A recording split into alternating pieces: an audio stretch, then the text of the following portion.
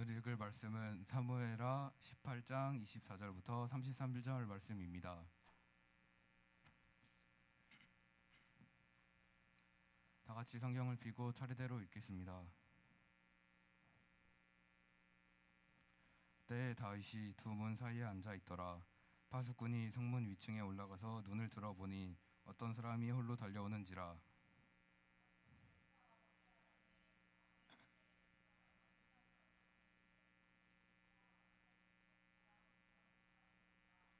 파수꾼이 본즉 한 사람이 또 달려오는지라. 파수꾼이 문지기에게 외쳐 이르되 보라, 한 사람이 또 혼자 달려온다 하니 왕이 이르되 그도 소식을 가져오느니라.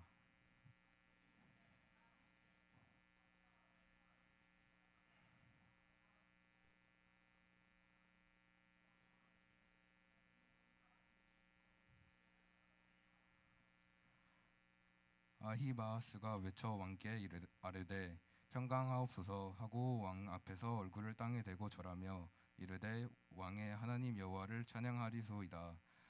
그의 손을 들어 내 주 왕을 대적하는 자들을 넘겨 주셨나이다 하니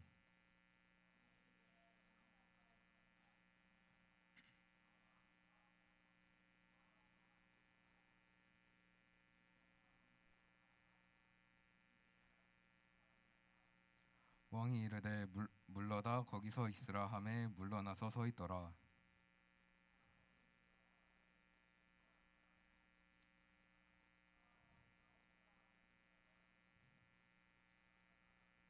왕이 구스 사람에게 묻되 젊은 압살롬은 잘 있느냐?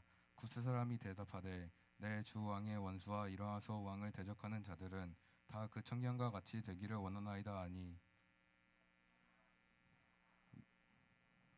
오니라. 그가 올라갈 때에 말하기를 내 아들 압살롬아, 내 아들 내 아들 압살롬아, 차라리 내가 너를 대신하여 죽었다면 압살롬 내 아들 내 아들아 하였더라.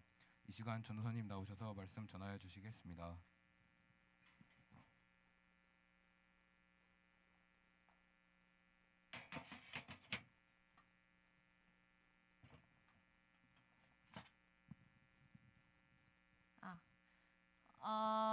뒤에 있는 친구들 저 잘 보이나요? 그래요? 아닌 것 같아. 잘 보이죠, 이제는? 단점이 있네요. 여러분이 안 보이네요. 아무튼 네, 반갑습니다. 우리 말씀 제목 같이 읽고 시작하겠습니다. 시작! 우리를 향한 아버지의 마음. 제가 말씀을 나누기 전에요. 자, 예배팀 빨리 좀 앉아주세요. 안 보여요. 말씀을 나누기 전에 이제 일주일만 지나면 여러분 개학을 하잖아요. 그렇죠? 근데 제가 어제 스타벅스에 가보니까 굉장히 예쁜 신학기 에디션이 나왔더라고요. 그래서 말씀 퀴즈를 낼 겁니다. 이거를 다 맞춘 친구, 그러니까 다 맞춘 게 아니라 이 세 개를 낼 건데 세 개를 다 맞출 수 있으면 좋고, 아무튼 가장 많이 맞춘 친구에게 제가 스타벅스 카드를 드리도록 하겠습니다. 자, 준비됐죠? 자, 우리 지금 온 친구들 앉으면 시작하겠습니다. 자, 퀴즈 낼 거예요. 퀴즈, 성경 퀴즈를 낼 거예요. 세 가지를. 첫 번째 문제입니다. 가장 빠르게 손을 먼저 들어서 저의 눈에 띄는 사람을 시키도록 할게요. 첫 번째 문제. 신구약 중 가장 긴 성경은? 오, 둘이 가위가위보 해봐. 가위바위보. 건이. 정답. 잘하네. 자, 두 번째 문제입니다. 문제를 잘 들어주세요. 성경의 순서는요, 예를 들어 창세기, 출애굽기, 레위기 이렇게 되어 있잖아요. 자, 그러면 열왕기 상하, 역대 상하, 그 다음의 책 이름은? 아무도 없어? 유연이. 에스라 정답. 여러분 차를 빨리 찾아요. 자, 그리고 마지막 문제입니다. 모세 오경은 몇 개예요? 5개죠. 자, 모세 오경을 처음부터 5개를 나열할 수 있는 사람. 유연이. 아, 정답. 유연이에게 이번엔 스타벅스 카드를 드리도록 하겠습니다. 자, 여러분 이제 계약이 이렇게 얼마 안 남았어요, 여러분. 남은 일주일 동안 또 즐거운 삶을 살아가시기를 바라며 오늘 말씀을 시작할 텐데요. 시작하기 전에 제가 최근에 정말 재밌게 본 드라마가 있어요. 한번 포스터 띄워주시겠어요? 이거 본 사람 아무도 안 봤어요? 이게 메시지? 아, 19금 아닌데? 그랬나? 아무튼 모르겠어요. 아무튼 이 드라마를 제가 진짜 재밌게 봤거든요. 뭔 내용이냐면 조선 초기의 내용인데, 이 조선 초기의 왕권을 빼앗았던 이방원의 내용입니다. 이 남자가 이방원의 역할을 해요. 이방원이 누구의 아들이었게요? 역시 잘 알아. 이성계의 몇 번째 아들이었게요? 맞아요. 진짜 5번째 아들이에요. 이든이가 역사를 진짜 잘하네. 자, 근데 왕이 됐잖아요. 근데 첫째도 아니고 둘째도 아니었던 이 5번째 이방원이 어떻게 왕이 되었는가 보아하니, 여러분들도 잘 알다시피 왕자들 간의 난이 있었어요. 이방원은 자신의 칼로 형제들을 찔러 죽이고요, 왕의 자리를 얻어갑니다. 이방원의 아버지였던 그 이성계의 자리 또한 탐내어 형제들을 죽이고 자신의 칼을 들고 아버지에게 찾아가는 그런 배은망덕한 아들의 모습을 볼 수 있어요. 그렇게 자신에게 칼을 들고 온 이 아들을 바라보는 아버지의 마음은 어땠을까? 한 나라의 왕이기 전에요, 그 둘의 관계는 아버지와 아들 관계였음에도 불구하고 칼을 들고 군사를 몰고 찾아오는 아들을 바라보는 그 아버지의 심정은 우리가 이해할 수도, 또 이해한다고 말할 수도 없을 만큼 비극적인 심정이었을 거라고 예상이 됩니다. 자, 오늘 성경에서도요, 아버지 다윗에게 아들 압살롬이 반란을 일으키는 그런 내용이 나와요. 그 반란의 결과는요, 이 압살롬 아들이 결국 죽임을 당하게 되는 비극적인 결말을 맺게 됩니다. 다윗에게는요, 참 많은 아들들이 있었어요. 그 중에서도 이 압살롬이라는 아들은요, 외모가 굉장히 출중했어요. 그 당시에는 이 머리카락이 굉장히 중요했단 말이죠. 근데 머리가 굉장히 찰랑거릴 만큼 아들이었지만 또 외모가 출중했던 그런 자였습니다. 근데 이 아버지 다윗과 아들 압살롬의 관계가 틀어지는 계기가 발생을 합니다. 어떠한가 보니 다윗에게는 많은 아들들이 있었죠. 그중 맏아들이었던 암몬이라는 자가 있습니다. 근데 이가 이 압살롬의 이복 누이였던 다말을 강간한 거예요. 자, 그래서 압살롬이 굉장히 화가 났습니다. 그러나 다윗은 이 첫째 암몬의 그런 행위를 보았음에도 불구하고 강하게 처벌하지 않아요. 그러다 보니 압살롬의 분노가 더욱 커졌죠. 그래서 결국 압살롬이 첫째 형이었던 암논을 살인을 해요. 그 결과 압살롬은 도망자의 신세가 되어버렸습니다. 그러니까 아들의 죄를 알면서도 다윗은요, 미워하기만 하지 않았어요. 떠나가버린 이 압살롬을 그리워하기도 했다라는 거죠. 그로부터 많은 시간이 지난 후 다윗이요, 다시 이 압살롬에게 용서를 해요. 너를 용서하고 너가 예루살렘으로 다시 돌아와라 라고 이야기를 합니다. 그러나 아무리 부자 관계가 다시 회복하려고 해도 여러분, 깨진 항아리를 우리가 아무리 본드로 붙이고 테이프로 붙여도 처음처럼 되어지지 않잖아요. 마찬가지로 이 부자 관계가요, 처음만큼 완전하게 회복되지 않았어요. 압살롬은 아들로서 이 아버지 다윗에게 인정받고 싶은 갈망이 있었습니다. 여러분도 그렇지 않나요? 우리도 우리 부모님에게 인정받고 싶을 때가 있어요. 칭찬받고 싶을 때가 있어요. 그런 갈망을 자식들은 있습니다. 그러나 애석하게도 부모는 그 자식의 모든 갈망을 채워줄 수가 없어요. 압살롬은 아버지에게 인정받지 못한 채 불만과 그 불평을 가지고 살아와요. 그리고 은밀히 아버지의 그 왕권을 노리려고 군사를 준비합니다. 그 결과 압살롬은 자기 스스로를 왕으로 선포하고 자신의 아버지 다윗을 향해 군사를 앞세워 반란을 일으키게 되었습니다. 자, 그로 인해서 다윗은요, 자신의 충신들과 함께 성을 떠나야 하는 상황까지 발생을 한 거예요. 이 아들 압살롬의 군대로 인하여서 잠시 다윗이 피신을 갑니다. 이제 아버지와 아들의 전쟁이 된 거죠. 다윗은 요압, 아비새, 이세, 성경에 기록된 이 세 명의 장군들을 앞세워서요, 너희가 압살롬의 군대와 맞서 싸워라 라고 명령을 내려요. 근데 여기서 이 명령만을 기억하면 안 돼요. 더 중요한 명령이 기록되어 있습니다. 18절 5절 말씀인데 한번 같이 읽어볼까요? 시작! 왕은 요압과 아비새와 이때에게 나를 생각해서도 어린 압살롬을 너그럽게 대하여라. 왜 이런 말을 하죠, 여러분? 지금 이 세 명의 장군들과 많은 군사들은 이 압살롬의 군대 그리고 장본인인 압살롬을 치러 가야 돼요. 근데 다윗은 이런 말을 하죠. 나를 생각해서도 어린 그 압살롬을 너희들이 좀 너그럽게 대하여라.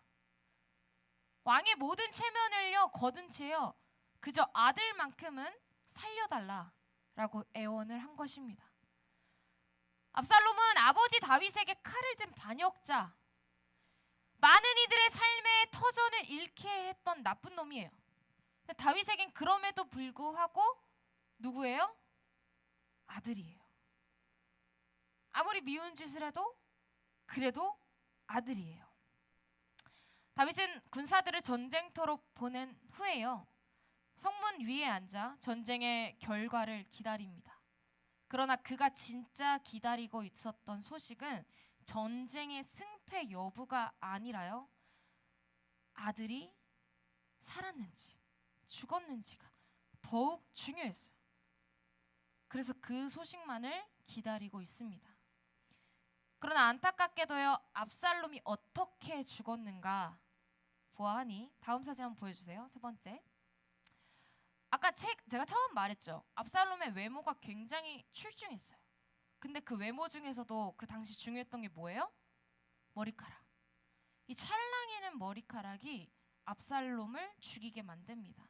압살롬은 전쟁 중에 말을 타고 이 상수리 나무 아래를 지나가다가요, 이 자신의 머리카락이 나무 가지에 걸리는 바람에요, 나무에 대롱 매달리게 되었습니다.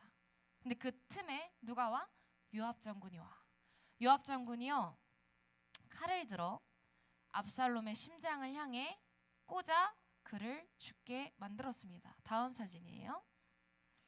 다윗의 간곡한 부탁이 있었죠, 여러분. 아까 요압과 아비새와 이때에게 부탁했잖아요. 나를 생각해서라도 그 어린 압살롬은 좀 너그럽게 대하여라 라고 했지만, 그저 요압에게는요, 이 압살롬은 요압의 아들이 아니잖아. 그냥 반역자예요. 나쁜 놈이에요. 나라에 해를 입은 그냥 죄인이에요. 그렇게 다윗과 압살롬의 전쟁은 다윗 아버지의 승리로 끝이 나게 됩니다. 근데 지금 다윗은 무슨 소식을 기다려요?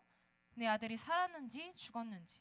그렇게 전전긍긍 압살롬의 소식을 기다리고 있던 다윗에게 드디어 전쟁의 승리와 더불어 그렇게 기다리던 압살롬의 죽음의 소식이, 산 소식이 아니라 죽음의 소식이 전해졌습니다. 다윗은 전쟁에 대한 승리를 기뻐할 여를이 없어요. 왜냐? 내 아들이 죽었으니까요. 그래서 그 아들의 죽음에 대한 슬픔에 모든 감정이 다 무너지게 됩니다. 그래서 다윗은 성문 위 다락방으로 올라가 크게 소리내어 울어 내 아들 압살롬아, 압살롬아. 이렇게 내 아들을 물려 5번이나 반복하며 아들의 죽음에 굉장히 비통해하며 슬퍼하는 모습을 비추었어요. 다윗은 찢어지는 마음을 통곡하며 아들의 죽음에 너무너무 슬퍼했어요. 이때 이 다윗의 말 속에 다윗이 진심으로 전하고자 하는 메시지가 있는데 뭘까요?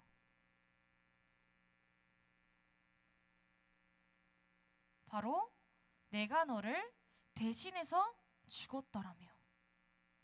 이 말은요, 다윗의 빈말이 아니라 아들을 잃은 아비로서요 가장 하고 싶은 말이었고 가장 진심이 담긴 말이었습니다.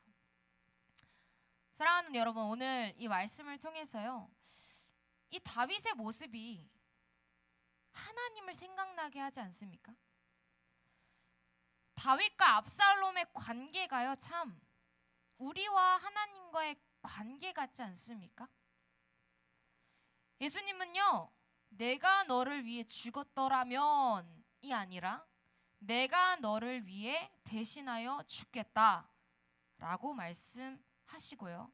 실제로 그분은 십자가에서 피를 흘리시고요, 못 박히시고요, 온갖 조롱과 모욕 속에서 죽으셨습니다. 우리도 하나님 앞에서는요, 압살롬과 같은 아들과 딸이잖아요. 그렇죠? 어제 우리 예배팀 아이들에게 너희는 압살롬이 뭘로 보이냐라고 하니까 뭐라고 하는 줄 알아요? 양아치고 교만한 사람이고 나쁜 놈이고. 근데 그 모든 키워드가 사실 우리예요.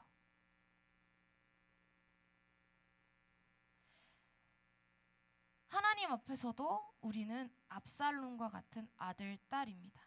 근데 우리가 뭐가 다르길래 우리를 위해 대신 죽으신 것일까요? 수없이 하나님을 배신했고 죄를 하루도 안 짓고 살아갈 수 없어. 우리는 나를 의지하며 스스로 살아보겠다고 하나님을 내팽겨친 채 살아가는 죄인들입니다.